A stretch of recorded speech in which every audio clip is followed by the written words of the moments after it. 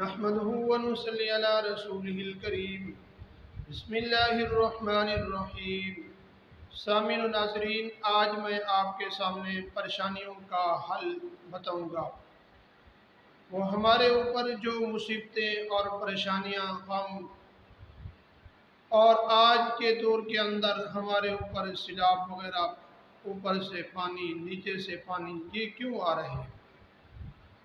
ناظرین، یہ ہمارے اوپر اللہ تبارک و تعالی کی ناراضگی کی وجہ سے آ رہی ہے۔ تو ہم نے حضور صلی اللہ علیہ وسلم کی سیرت کو چھوڑ دیا اپنانا۔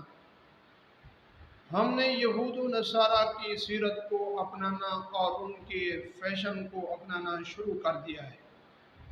حضور صلی اللہ علیہ وسلم نے جو اپنا طریقہ کار اور اپنا لباس پہننے کا اور جسم کے جتنے بھی اعضاء ہیں، وہ حضور صلی اللہ علیہ وسلم نے خود بتایا کہ آپ نے یہ کام کرنے ہیں۔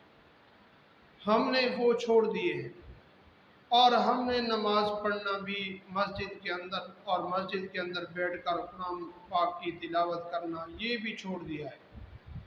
اس وجہ سے ہمارے اوپر پریشانیاں، غم، مصیبتیں، یہ تمام چیزیں ہمارے اوپر آ رہی ہیں اللہ تبارک و تعالیٰ کی ناراضگی کی وجہ سے۔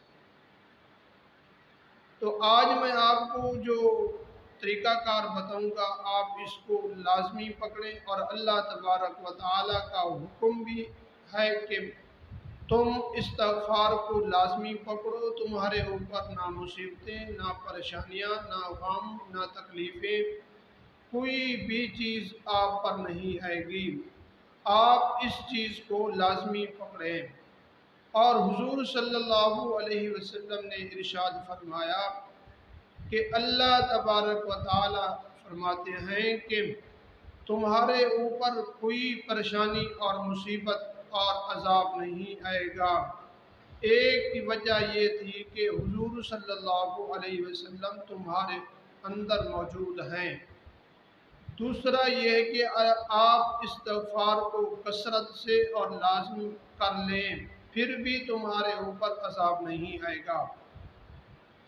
تو سامعین گرامی، حضور صلی اللہ علیہ وسلم نے ارشاد فرمایا کہ استغفر اللہ الذی لا الہ الا هو الحی القیوم واتوب الیہ، اس کو آپ کثرت سے پڑھا کریں۔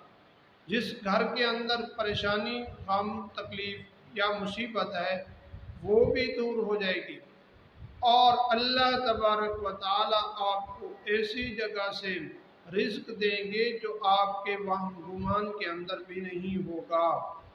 تو سامعین گرامی، حضور صلی اللہ علیہ وسلم کی سیرت کو بھی اپنائیں، اور اللہ تبارک و تعالیٰ کی مساجد کو، گھروں کو آباد کریں۔